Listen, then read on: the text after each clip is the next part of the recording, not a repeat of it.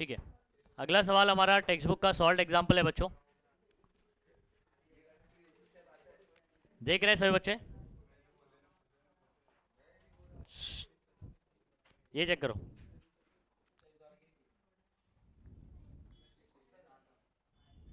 इस पे सब लोग बैठे होंगे ना?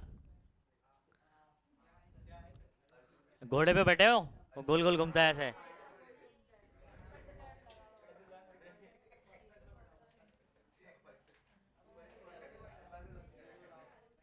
नहीं बैठे हैं?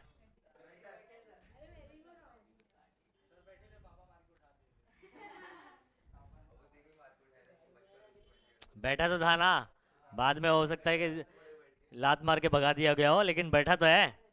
खैर उसी पे सवाल है, ये सुनो। शुरुआत में देखो, ये मैरी गो राउंड किस तरीके से होता है। ये आपका हॉरिजॉन्टल रॉड है, ये आपका क्या है, बीच में एक वर्टिकल रॉड रहेगा। ठीक है, ये हॉरिजॉन्टल जो है वो फिक्स्ड है, और यहाँ पर जो है वो घोड़ा लगा होता है। ठीक है, ऐसे बराबर। और यहाँ पर और ये मूवेबल होता है, जैसा एल्बो ये देख रहे हो ना आप, ऐसे। तो जब ये गोल घूमेगा तो ये किधर जाएगा, ऐसे बाहर की तरफ जाएगा। समझ आ रहा है? लेकिन है ये कैसा, वर्टिकल रॉड है, और ये वाला रॉड कैसा है, हॉरिजॉन्टल। तो हॉरिजॉन्टल का पोजीशन फिक्स रहेगा, वर्टिकल यहाँ से मूवेबल है। जैसे ही गोल घूमने शुरू होगा ऐसे, तो ये किधर जाएगा, ऐसे बाहर की तरफ जाएगा।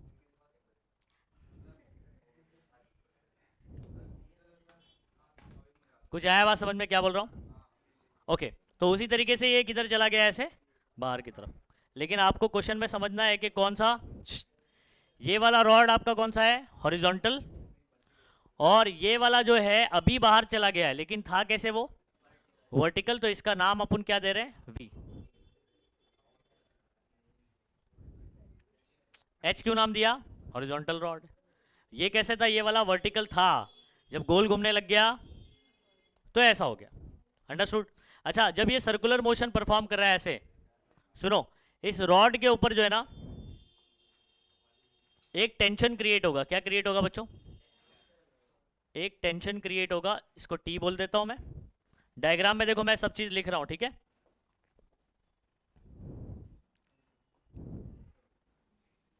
यहां पर जो है ना बच्चों एक टेंशन क्रिएट हुआ, यहां से इस रॉड का वर्टिकल से एंगल आपको क्या दिया है, थीटा।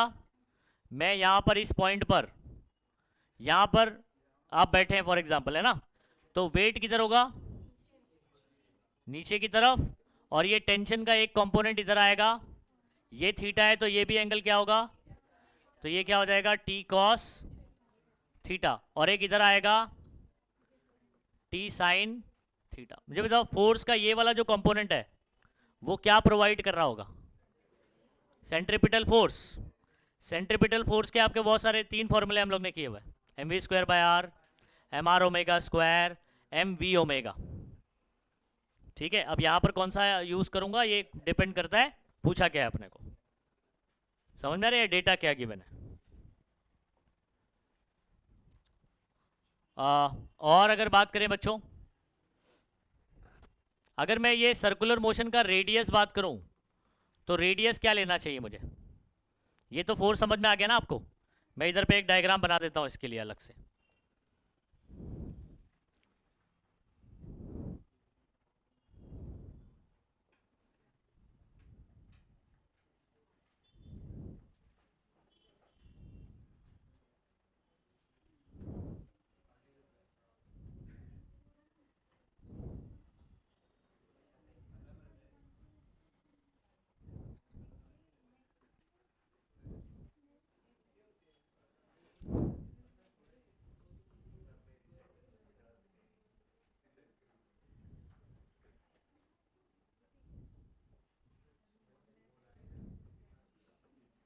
जहां थीटा होता है वहां कंपोनेंट क्या होता है, कॉस होता है। जहां थीटा नहीं उधर क्या होता है।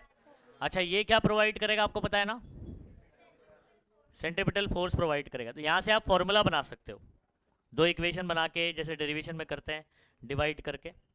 ठीक है, वैसे कोनिकल पेंडुलम वाला सिचुएशन है, कौन सा है, कोनिकल पेंडुलम याद है, बराबर है, ऐसे जाता था तो ये वाला जो एंगल होता था वो सेमी वर्टिकल एंगल। तो वहां पर आपका थीटा का फॉर्मूला क्या आता था, जो एंगल ऑफ बैंकिंग में आता था, एंगल ऑफ बैंकिंग का थीटा का फॉर्मूला क्या था, tan inverse V square by R G. और कोनिकल पेंडुलम में भी अगर ऐसा कोन बन रहा है तो थीटा का फॉर्मूला सेम आता है, लेकिन कोन अगर उल्टा बनेगा तो फॉर्मूला उल्टा हो जाता है, जो कि आप नेक्स्ट क्वेश्चन में देखोगे। ठीक है, तो यहाँ पर और चीज़ें देख लो। g इज इक्वल टू बोल रहा है पाई स्क्वायर है, g इज इक्वल टू क्या है, क्योंकि g की वैल्यू 9.8 होती है, पाई स्क्वायर 3.142 का स्क्वायर भी 9.8 आता है अप्रॉक्सीमेट, तो दोनों बराबर होंगे। ये क्यों दिया गया है, क्योंकि कैलकुलेशन में एक जगह आएगा जहां पर एक दूसरे को क्या कर सकते हैं, आप इसको काट सकते हो, कैंसिल कर सकते हैं। साइन 37 की जरूरत पड़ेगी। ये जो एंगल आप देख रहे हो, दिस एंगल इज 37, कितना है 37, उसकी वैल्यू कितनी दी गई अपने को 0.6, तो ये भी अपने को जरूरत पड़ेगी। ओके हाँ 3/5, वैसे अपने को यहाँ दिया हुआ है, अपने को ज़्यादा दिमाग लगाने की जरूरत नहीं है। अब एक बात समझो बच्चों, अगर आपको ये रेडियस निकालना है, दिस रेडियस, तो ये रेडियस में कौन कौन आ रहा है पता है, ये देखो, एक तो ये आ रहा है इतना पार्ट, ठीक है, और एक ये पार्ट आ रहा है, और आप मान लीजिए ये वाला, ठीक है। ये ग्रीन वाला बेसिकली कौन हो गया मेरा, h हो जाएगा, दिस इज योर h। और ये मेरा कौन हो जाएगा बच्चों, इसको आपको कैलकुलेट करना पड़ेगा, ये मैंने क्या मानना है इसको, ये दिस इज योर v ना, हाँ, तो ये क्या हो जाएगा आपका v साइन थीटा हो जाएगा। ये देखो, अभी जिसको नहीं समझा उसके लिए मैं बता रहा हूँ, सुनो, आप ये ट्रायंगल बनाइए ऐसे, दिस इज योर थीटा, ये 90 है, 90 के सामने हाइपोटेनस होता है वो, जिसको मैंने वर्टिकल के लिए v इस्तेमाल किया है, समझे, वर्टिकल का v, तो v स्टैंड्स फॉर वर्टिकल, ठीक है। अब ये वर्टिकल है नहीं, वर्टिकल था, तब जाके ऐसा बेंड हो गया, समझ रहे हैं ना लॉजिक। ओके, और मुझे ये पता करना है, ठीक है, तो मुझे बताओ, थीटा के सामने वाला अपोजिट चाहिए और मेरे पास हाइपो है, तो मैं क्या लगाऊंगा इसके अंदर, sine theta is equal to क्या होता है, अपोजिट, तो ये मेरा अपोजिट है जो कि मुझे चाहिए, अपॉन हाइपो कौन है v, तो ये इधर आ गया, तो v साइन थीटा, तो अपोजिट की वैल्यू कितनी आ गई, ये v साइन थीटा होगी। तो टोटल मेरा रेडियस कितना हो गया जरा बताना, तो h plus v sine theta, नहीं आया समझ में, रेडियस क्या आया, क्योंकि सर्कुलर मोशन देखोगे तो पूरा रेडियस में ये हॉरिजॉन्टल रॉड का लेंथ, वर्टिकल वाला नहीं आएगा, वर्टिकल का v साइन थीटा आएगा, समझ में आ रहा है। चलो करें अभी आगे सॉल्व।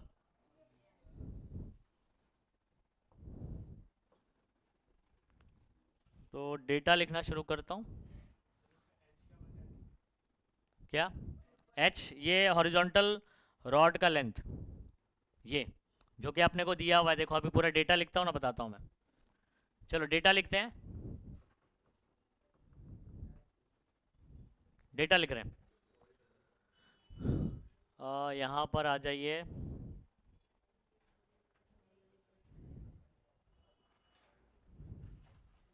डायग्राम में ये वैल्यू दिया है ना आपने को 2.1, कितना दिया है 2.1 मीटर, तो h कितना है बताओ, जल्दी बोलो, हॉरिजॉन्टल रॉड का लेंथ कितना है 2.1 मीटर, और वर्टिकल वाले का कितना है 1.5 मीटर, क्लियर है।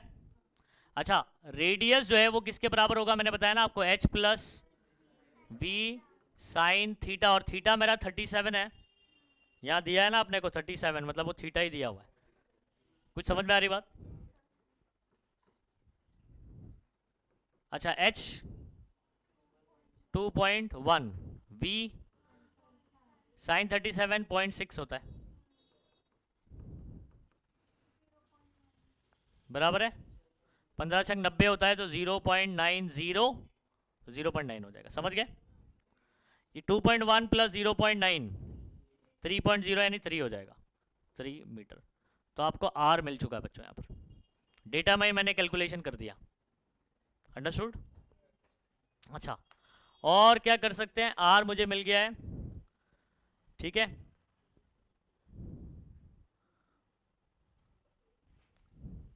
हाँ, अब यहाँ पर कैलकुलेशन शुरू करते हैं। मुझे पूछा क्या है, ज़रा चेक कर लीजिए। क्या पूछा है? Calculate frequency of revolution of merry go round. क्या निकालना है बच्चों? फ्रीक्वेंसी बोलो तो एन होता है ना, ये क्वेश्चन मार्क है।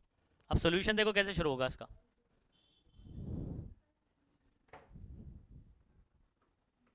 ए सुनो बच्चों, सॉल्यूशन देखिए। ये इक्वेशन आप देख रहे, यहाँ से इक्वेशन बनाना है। आप, मैं बता रहा हूँ यहाँ पर अगर कोण नीचे की तरफ है तो आप डायरेक्टली लगा सकते हो tan theta is equal to V square by R G. समझ में आ रहा है? वो लगा सकते हो। अगर कोण ऐसा देख रहे हो तो फिर R G by V square लगा सकते हो। समझ आ रहा है? डायरेक्ट ऐसे कर सकते हैं। अदरवाइज मैं आपको यहाँ पर फॉर्मूला बना के बताता हूँ। ए टी कॉस थीटा यहाँ पर बताओ, T cos theta is equal to M G बराबर, और टी साइन थीटा किसके बराबर होगा? M V square by R. क्या होगा? अच्छा, M V square by R की जगह मैं इस्तेमाल करता हूं एम आर ओमेगा स्क्वायर। कौन बताएगा रीजन? क्योंकि ओमेगा के फॉर्मूले के अंदर एन छुपा होता है, इसलिए हम लोग कर रहे हैं। अंडरस्टूड? तो यहां पर इस्तेमाल करता हूं एम आर ओमेगा स्क्वायर। ये दोनों को डिवाइड कर दीजिए बच्चों। इसको इक्वेशन नंबर 1 बोल दो, 2 बोल दो, डिवाइड 1 बाय 2। टी से T cancel, sine upon cos क्या हो जाएगा? एम से M cancel, R omega square by G हो जाएगा। इतनी कहानी समझ आई? अच्छा आगे सुनो। ओमेगा की जगह पर मैं रख सकता हूं 2 पाई एन, है ना?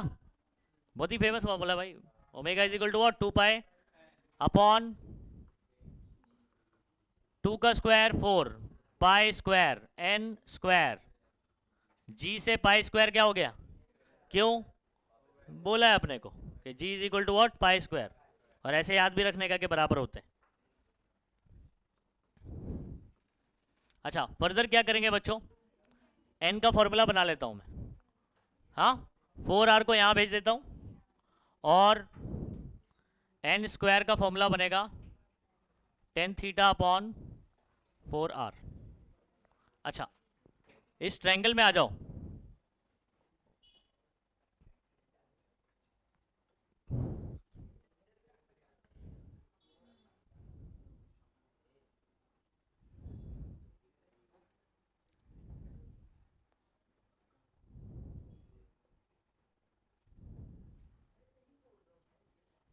ये मेरा कितना है? वी साइन थीटा,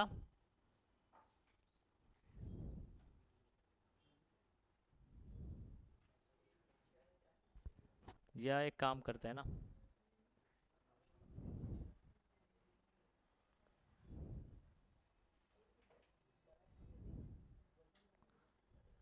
ठीक है। यहां से देखो मैं एक चीज कर रहा हूं, इधर ध्यान दो।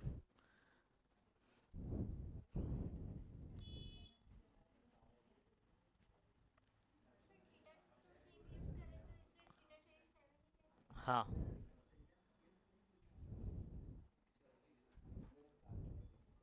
ये इधर सुनो,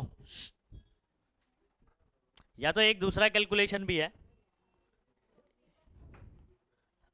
या मैं आपको ये वाला बताता हूँ। चलो 37 के सामने वाला, 37 का ट्रायंगल याद रखो क्या होता है? 37 के सामने जो रहता है ना, ये 3 होता है। समझ आ रहा है?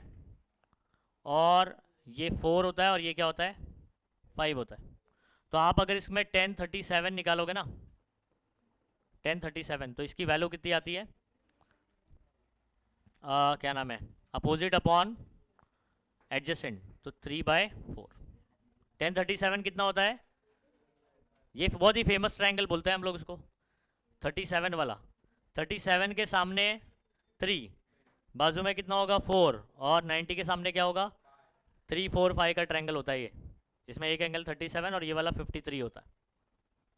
ठीक है? तो इसमें अगर 1037 बात करूं तो क्या होगा? अपोजिट अपॉन एडजेसेंट, तो 3/4। तो 1037 की वैल्यू कितनी होती है? समझ में आ रहा है? 3/4।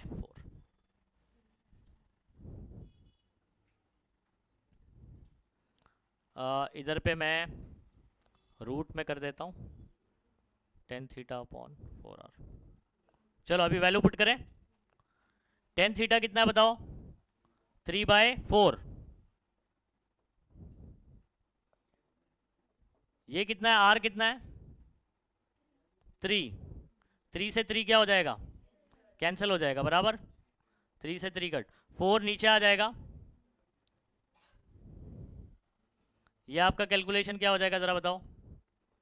1/4 इंटू 4 है ना, तो 4 इंटू 4 बाहर आ जाएगा तो क्या हो जाएगा? 1/4। और 1/4 का आंसर क्या होगा बच्चों? समझे? ये फ्रीक्वेंसी है ना, तो फ्रीक्वेंसी का क्या होगा? रिवॉल्यूशन पर सेकंड, ये यूनिट हो जाएगा। आरपीएस लिख सकते हैं आप, हर्ट्ज भी लिख सकते हैं। अंडरस्टूड? ठीक है, तो यहाँ पर ये फ्रीक्वेंसी सॉल्व हो गया। और कुछ पूछा था? नहीं, हो गया कंप्लीट सॉल्व। अच्छा, इसमें ना देखो, ये क्वेश्चन में ना 10 थीटा फाइंड आउट करने का एक और तरीका क्या होता है, ये भी देख लो। हाँ, ये भी लिख के रखना। 10 थीटा इज इक्वल टू क्या होता है? साइन अपॉन कॉस होता है। मुझे साइन पता है ना, साइन 37.6 है, तो साइन थीटा ऐसे ही रहने देता हूँ। कॉस थीटा की जगह क्या मैं 1 माइनस साइन स्क्वायर थीटा लिख सकता हूँ। ठीक है, आप वैल्यूज पुट कर सकते हैं आप यहाँ पर। साइन थीटा साइन 37 0.6, 1 माइनस 0.6 का स्क्वायर। ठीक है, ये देख लो अच्छे से। हाँ, अगर आपको वैसे ट्रायंगल से नहीं करना है, फेमस ट्रायंगल से, ऐसे भी कर सकते हैं। पॉइंट कितना हो जाएगा? 36। कितना बचेगा रूट के अंदर बच्चों? 0.64। 0.64 का बाहर कितना आ जाएगा? 0.8 कटेगा, 3 ज़ा 4 ज़ा। अंडरस्टूड? अगर आपको फेमस ट्रायंगल नहीं करना है तो ये बेसिक फॉर्मूला देखो, यहाँ से बनाकर आप निकाल सकते हैं। कर लीजिए इसको पूरा। ठीक है, नेक्स्ट क्वेश्चन हमारा बच्चों सॉल्व एग्जांपल ही है, 1.5। अब ये ज़रा चेक कीजिए, आपके पास semi vertical angle of conical section of funnel is 37। Funnel कैसे होता है? फनेल, फनेल मालूम है ना, बराबर ऐसे रहता है। कोन कैसा रहेगा? कुप्पी, उसी को बोलते हैं फनेल। कुप्पी कुप्पी, हाँ बराबर।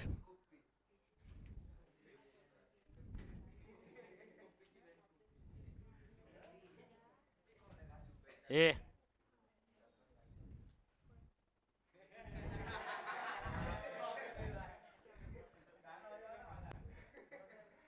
ठीक है, इधर सुनो,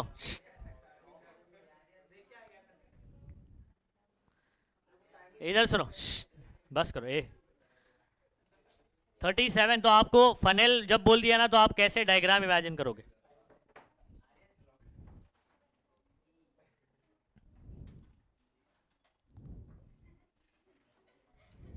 ठीक है, डायग्राम जरा चेक कर लीजिए कैसे होगा।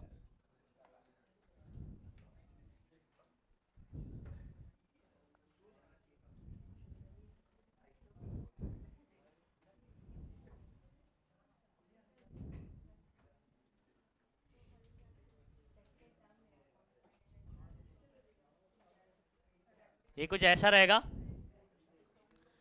सेमी वर्टिकल एंगल अगर आपको बोल रहा है, सुनो बच्चों,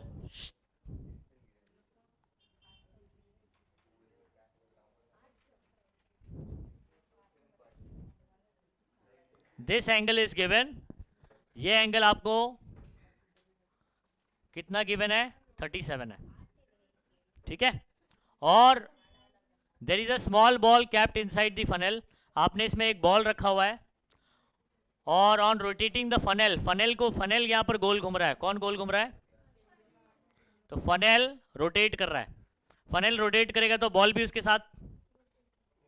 समझ में आ रहा है? अच्छा, अभी आगे सुनो। Order to remain funnel in 2 meter पर, सुनो बात को। फनेल का मैक्सिमम स्पीड, सुनो बात को, कितना है? 2 मीटर पर सेकेंड। ये मैक्सिमम स्पीड में आपका जो बॉल है वो इस क्या नाम है, इस फनेल के अंदर ही रहेगा। इससे ज़्यादा किया तो ये बाहर आ जाएगा। तो मैक्सिमम जो है, मतलब ये बेसिकली अगर मैं बात करूं तो बॉल यहां पर जब होगा तो उसकी स्पीड कितनी होगी? बोलो बोलो। बॉल अगर यहां पर होगा एकदम एंड पर तो इसकी स्पीड कितनी होगी? वी मैक्स कितना होगा? डेटा में लिखता हूं।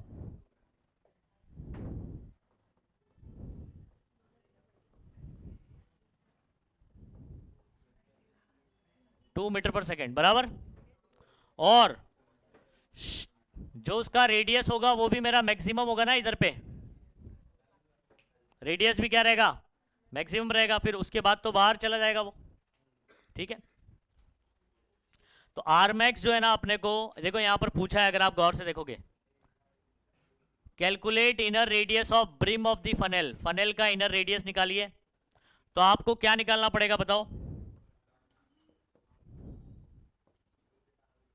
आर मैक्स निकालना पड़ेगा। क्या निकालना पड़ेगा? आर मैक्स निकालना पड़ेगा। अच्छा, मैं पहले एक सिचुएशन कंसिडर करता हूं कि मान लीजिए ये बॉल कहां पर है? यहां पर है। इसका वेट किधर होगा? आपको पता है ना किधर होगा बच्चों? नीचे की तरफ, है ना? और आपको पता है ये इसका जो जिस सरफेस पे लाई कर रहा है ये, वो ऐसा है ना, टिल्टेड है। ठीक है, इसके ऊपर। तो इसमें नॉर्मल रिएक्शन कैसे लगेगा? नॉर्मल रिएक्शन क्या, ये रस्सी से तो बंधा नहीं है ये। ठीक है, तो यहां पर जो फोर्स इस पे लग रहा है वो नॉर्मल रिएक्शन ये होगा, इसके परपेंडिकुलर। अच्छा, अब मेरे को आपको बताना है,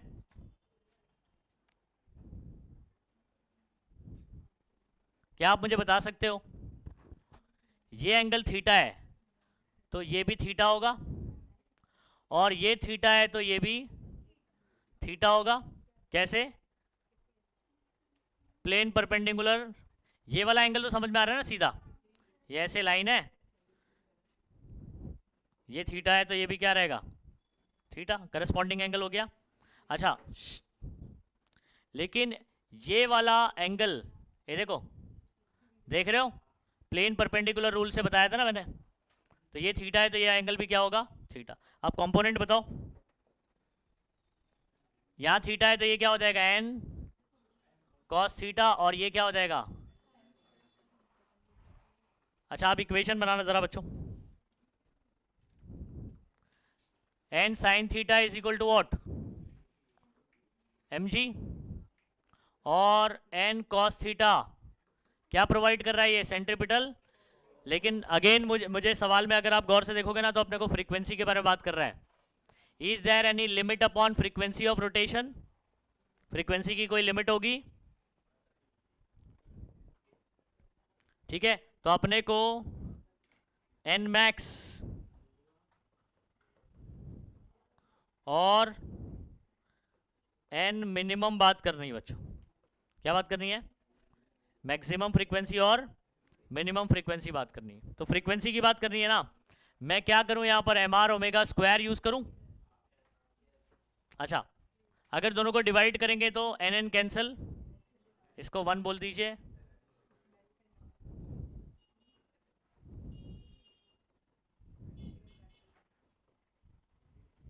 डिवाइड करते वक्त ध्यान है साइन ऊपर रहना चाहिए। ये tan theta is equal to M से एम कैंसिल हो जाएगा। पहले के मुकाबले फॉर्मूला कैसे बना आपका? उल्टा बना। फनेल भी तो उल्टा है ना, कोनिकल पेंडुलम कोन नीचे की तरफ ऐसा रहता है तो V square by R G, या तो आप क्या नाम है, R omega square by G इस्तेमाल करते हैं। यहाँ उल्टा हो जाता है, याद रखिए, बस यही डिफरेंस है दोनों में। ओमेगा क्या हो जाएगा? 2 पाई, तो ये 4 पाई स्क्वायर डायरेक्ट लिखूं, 4 पाई स्क्वायर एन स्क्वायर। ये पाई स्क्वायर से जी अगेन कैंसिल हो गया। ठीक है, मैं यहां पर सबसे पहले मुझे आर निकालना है।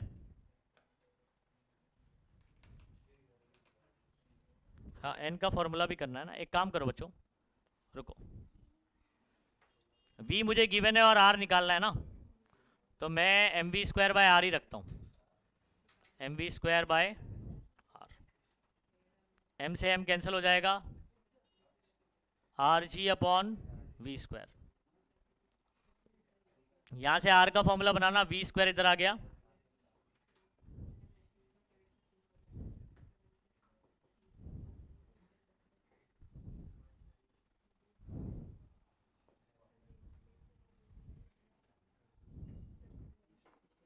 ये इधर चेक करो। आर का फॉर्मूला क्या बन जाएगा बच्चों?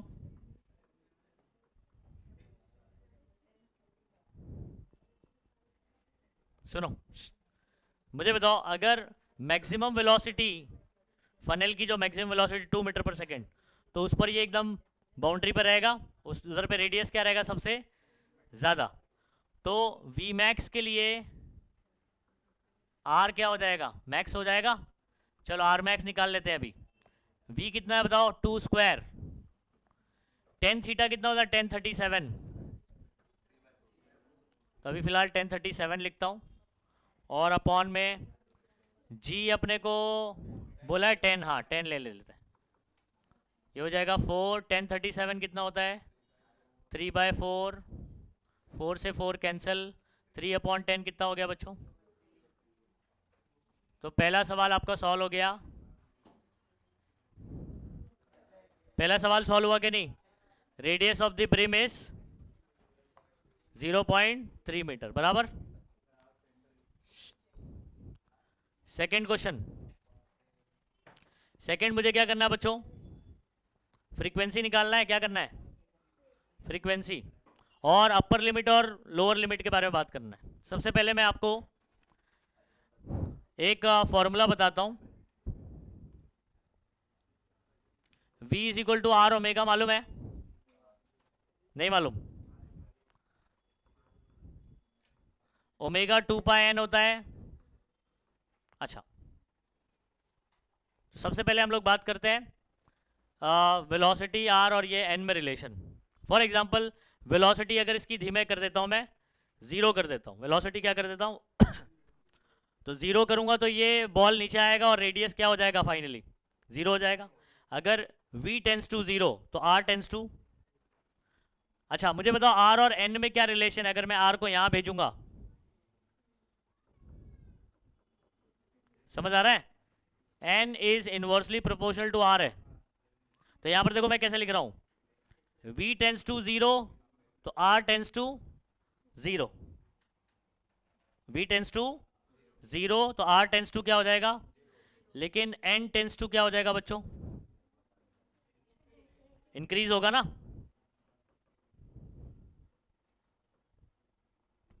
कैसे बताओ? r के साथ क्या रिलेशन है? फ्रीक्वेंसी का इनवर्स है ना। वेलोसिटी फनल का जीरो करूंगा तो बॉल धीमे धीमे नीचे आएगा, रेडियस क्या होगा? कम होगा। तो v कम करूंगा तो r कम होगा। लेकिन r और n में क्या रिलेशन है? तो r कम करूंगा तो n क्या हो जाएगा? मतलब अपर लिमिट किधर जा रही है? इन्फिनिटी। मतलब there is no upper limit in frequency. Frequency में कोई अपर लिमिट नहीं आ रही, बात समझ में? अच्छा, फिर मिनिमम होगी, there is only minimum limit या लोअर लिमिट, ठीक है। Therefore there is no upper, upper क्यों बोल रहा हूं मैं? इसको समझ आ रहा है? इन्फिनिटी जा रहा है, ये मैक्सिमम जा रहा है, तो अपर लिमिट नहीं है कोई। ये कम हो रहा है लेकिन ये बढ़ रहा है, तो ये इन्फिनाइट जा रहा है। तो there is no upper limit in frequency, ठीक है। और आगे सुनो,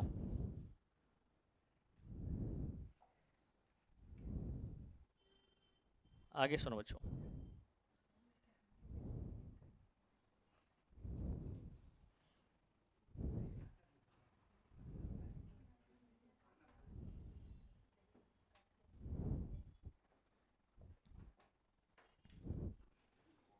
Therefore, there is only lower limit in frequency. Frequency में क्या रहेगा, सिर्फ लोअर लिमिट रहेगा। अब लोअर लिमिट कैसे रहेगा बच्चों, ठीक है। अब देखो जब ये बॉल किधर जाएगा, एकदम एंड पर जाएगा, इसकी वेलोसिटी क्या होगी, फनल की वेलोसिटी मैक्सिमम, रेडियस क्या हो जाएगा मैक्सिमम, और उस पॉइंट पर इसका कुछ ना कुछ फ्रीक्वेंसी होगा ना। जब इधर आएगा ना तब फ्रीक्वेंसी किधर चला जाएगा, इनफाइनाइट चला जाएगा, समझ में आ रहा है। लेकिन इधर आएगा तो कम रहेगा फ्रीक्वेंसी। तो आप बात को समझो, जब V और R कम होगा फ्रीक्वेंसी ज़्यादा हो जाएगा, यानी अपर लिमिट नहीं है फ्रीक्वेंसी का। जब V और R क्या हो जाएगा मैक्सिमम, ठीक है, उस टाइम पर आपका फ्रीक्वेंसी क्या रहेगा, लोअर लिमिट रहेगा, एन मिनिमम रहेगा। तो आपको ध्यान रखना है। मैं देखो यहाँ से आपको फॉर्मूला बना के दे रहा हूँ, कहाँ से, इधर से, उस फॉर्मूले को डायरेक्ट लिखूंगा उधर पे, या इससे एक मिनट, यहाँ से देखो आपको फॉर्मूला बना के दे रहा हूँ। V is equal to R omega square, मालूम है, इधर से बना रहा हूँ formula, R square omega square, एक आर से एक आर क्या हो गया, कैंसिल हो गया, ठीक है। और मुझे यहाँ पर बनाना है ओमेगा मतलब 4 pi square N square tan theta is equal to कुछ नहीं बचा, इन सबको वहाँ भेजो।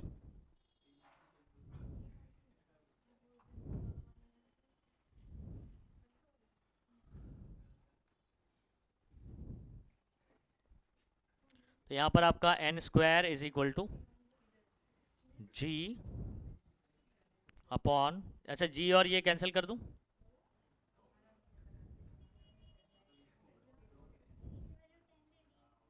हाँ तो पाई स्क्वायर कैंसिल कर दिया ना, ओके। एन स्क्वायर इधर बचेगा टेन थीटा 4r। ये एक काम करो, ये भी लगाने की ज़रूरत नहीं है, रुको, यहाँ से भी कर सकते हैं अपन। ये फॉर्मूला था ना, ये फॉर्मूला देख रहे हो, एन का फॉर्मूला यहाँ से बनाओ बच्चों, यहाँ से,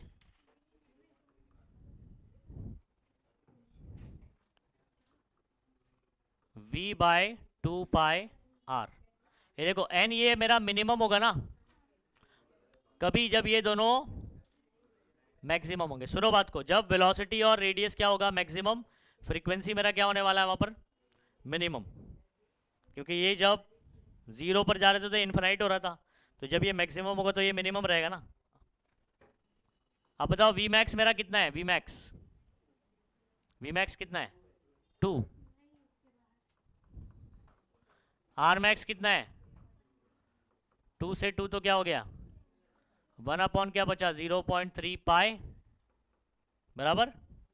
अच्छा यहाँ पर आप क्या कर सकते हो, पाई की वैल्यू रख सकते हो 3.142, मल्टीप्लाई कर दो 6 12 3 4 बराबर है, राइट से कितना आ गया 1 अपॉन 0.9426, ठीक है, जो कि अप्रॉक्सीमेटली अगर मैं बात करूं ना ये 1 ही है तो 1 आ जाएगा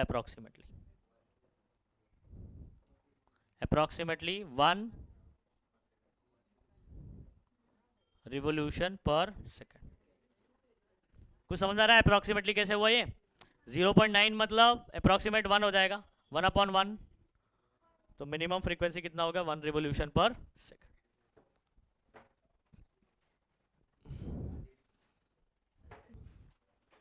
ठीक है, अगला सवाल हमारा जो है बच्चों टेक्स्ट बुक का अनसॉल्व्ड क्वेश्चन है, क्वेश्चन नंबर 17।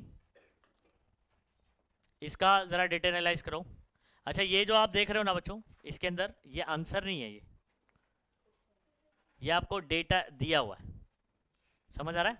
तो आपके आंसर कौन है, ये और ये, समझ आ रहा है। तो cos theta is equal to 0.8 is your data, मतलब डेटा में दिया है कि cos थीटा की वैल्यू ये है, ठीक। अच्छा अभी सुनो, एक पेंडुलम है, पेंडुलम मालूम है ना, स्ट्रिंग होता है, बॉब लटकाते हैं, बराबर। अच्छा, कंसिस्टिंग ऑफ मासलेस स्ट्रिंग, इसका स्ट्रिंग मासलेस है, लेंथ दिया है 20 सेंटीमीटर। डायग्राम सिचुएशन ड्रॉ करेंगे। And a tiny Bob of mass 100 gram, Bob का मास कितना है, इस सेटअप ऐसा कोनिकल पेंडुलम, मतलब ये कोनिकल पेंडुलम बन रहा है, समझ आ रहा है, मतलब ऐसे, समझ में आ रहा है? ओके, तो इसको सिचुएशन ड्रॉ कर लेता हूं।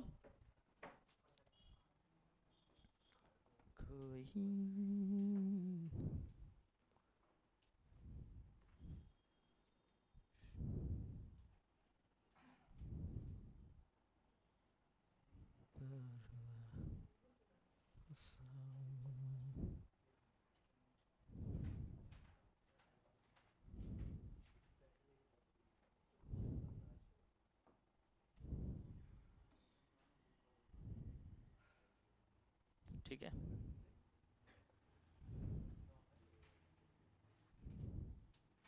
उसके बाद सुनो, ये हो गया हमारा लेंथ, जो कि कितना दिया हुआ है, 20 centimetre. Okay, Bob for example इधर पर है, बॉब ऐसे, समझ में आ रहा है, हॉरिजॉन्टल सर्कुलर मोशन कर रहा है ऐसे, ठीक है। अच्छा, मुझे एक चीज बताओ,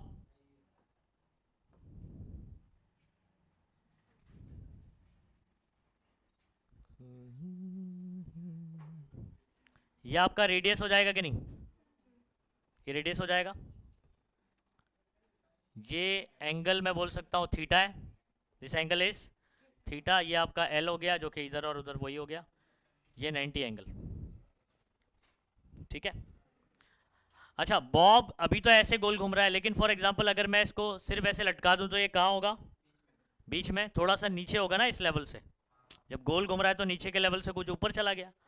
ओके, तो फॉर एग्जांपल पहले ये कहाँ था बच्चों, ठीक है, यहाँ था, है ना। तो जब ये यहाँ से यहाँ इस हाइट पर चला गया, तो इसकी पोटेंशियल एनर्जी, अगर मैं इसको एच हाइट मान लूँ, क्या मान लूँ, एच मान लूँ, ये इतना सा हाइट,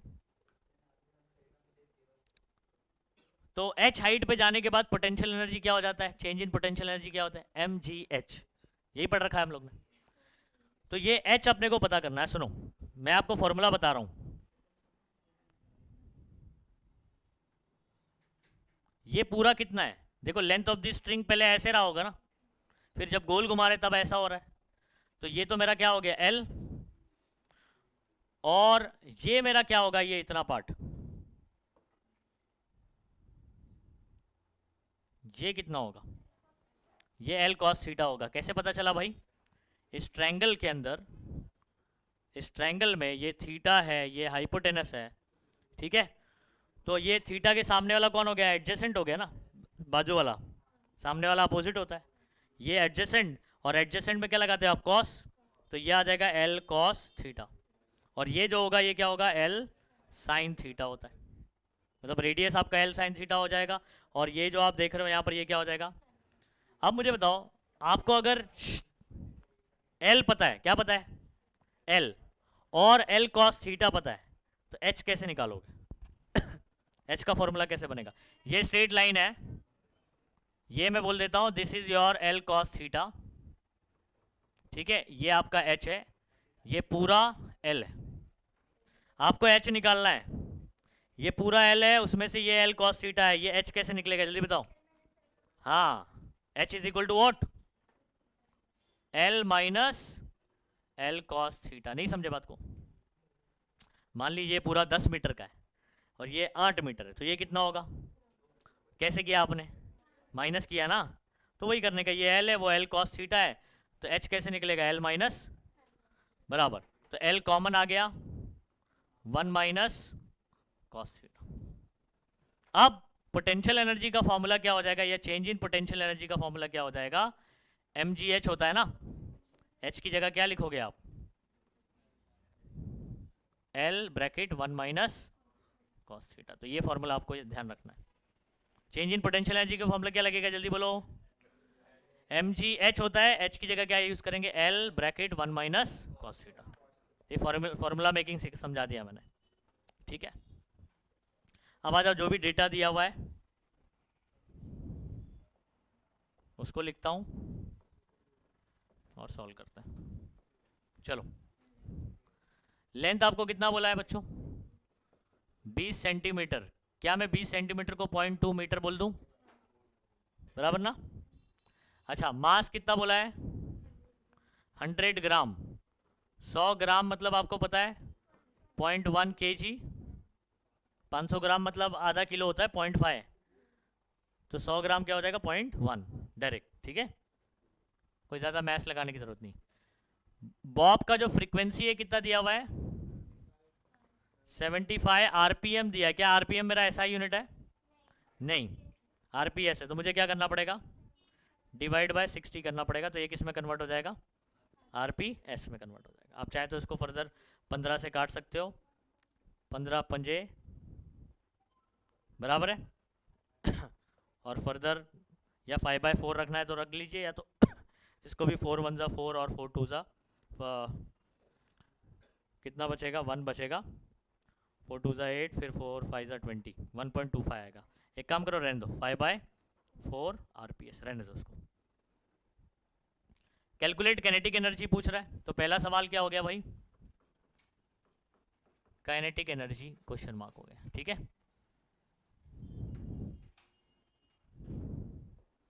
दूसरा सवाल क्या है? Change in potential energy. बराबर, चेंज इन पोटेंशियल एनर्जी। और सोल्यूशन शुरू करते हैं। चेंज इन पोटेंशियल एनर्जी मैंने आपको फॉर्मूला बता रखा हुआ अभी, mg/L 1 - cos थीटा। अच्छा, काइनेटिक एनर्जी निकालने के लिए ना बच्चों आपका बेसिक फार्मूला क्या है? Half mv²। यही फार्मूला है। ठीक है, लेकिन v मुझे पता नहीं है, तो v की जगह मैं क्या यूज़ करूँगा? r omega. ओमेगा के अंदर क्योंकि n गिवन है, समझ रहे? लेकिन मेरे पास और भी क्या नहीं है, मेरे पास r नहीं है। तो मैंने आपको ऑलरेडी यहाँ पर r बताया था कि r इज इक्वल टू क्या होता है? L साइन थीटा होता है। r इज इक्वल टू क्या होता है? और L पता है ना अपने को, 20 सेंटीमीटर मतलब कितना? 0.2 r। तो यहाँ पर देखो मैं क्या लिख रहा हूँ, एकदम बेसिक से चालू कर रहा हूँ। काइनेटिक एनर्जी का फॉर्मूला लिखोगे आप सिंपली हाफ mv²। ठीक है, फिर m को ऐसे ही रहने दो, m गिवन है अपने को, v नहीं पता है, तो r omega r² omega square.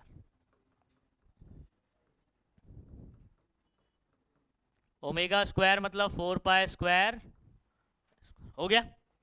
अब मेरे पास सारी चीज़ें हैं, क्या ज़रा चेक करो। मास है, r की जगह मैं क्या लिख सकता हूँ? L साइन थीटा लिख सकता हूँ। चलो इसको भी कर ही देता हूँ ना, r की जगह L² sine square theta.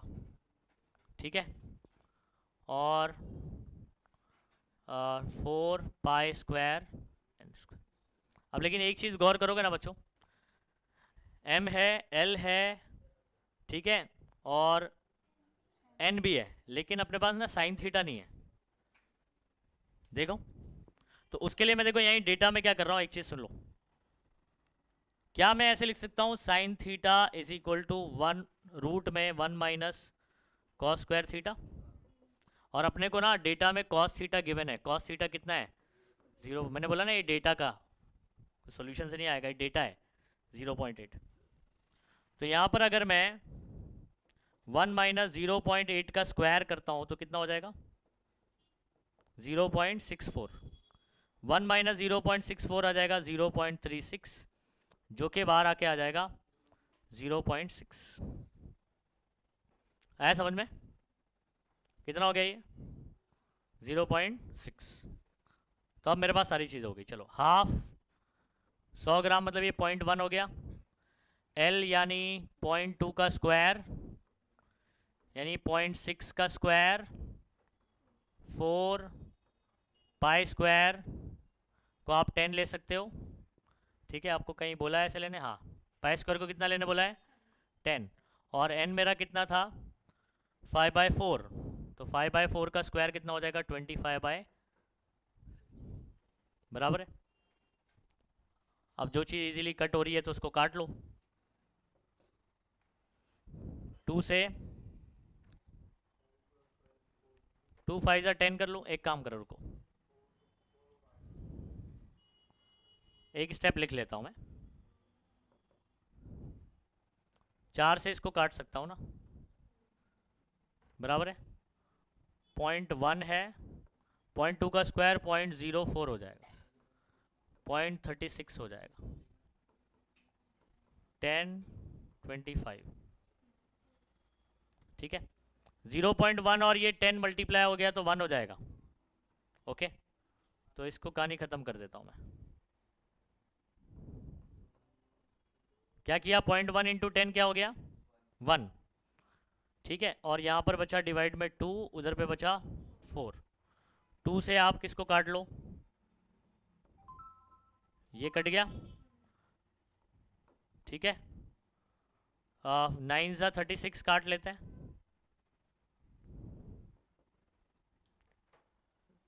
Point को अगर मैं यहाँ से 2 निकाल लूँ, पॉइंट 2 कितना हो जाएगा, 9 2 ज़ा 18, 25 और 10 का पावर देखो, पॉइंट 2 आगे गया -2, 2 आगे गया -2, -4, ठीक है। और 25 और इसको मल्टीप्लाई कर लो बच्चों, ठीक है। 25 8 ज़ा 200 होता है, 1 ज़ा और ये 20 कितना हो जाएगा 45, और 10 का पावर कितना -4। ये मैंने क्या निकाला, कैनेटिक एनर्जी ना, तो आंसर क्या में आएगा, जूल में। अब मुझे एक चीज़ बताओ, पॉइंट यहाँ पर किधर है, कहीं नहीं है तो लास्ट में। अगर मैंने 4 पीछे ले लिया, कितना पॉइंट पीछे लिया, 4, इधर एक 0 कंसिडर करके पॉइंट कितना ले लिया, 4 पीछे, तो ये कितना हो जाएगा 0 पॉइंट, आगे लिखता हूँ, इधर शायद वीडियो में नहीं दिखेगा, 0.045 है ना, और 10⁻⁻4 -4 क्या हो जाएगा, कैंसिल हो जाएगा। Your answer is 0.045 joule. Understood. ये आपका क्या हो गया बच्चों, काइनेटिक एनर्जी सॉल्व हो गया। उसके बाद अपने को क्या करना है, ठीक है, यहाँ सॉल्व कर रहा हूँ, चेक करो उसको।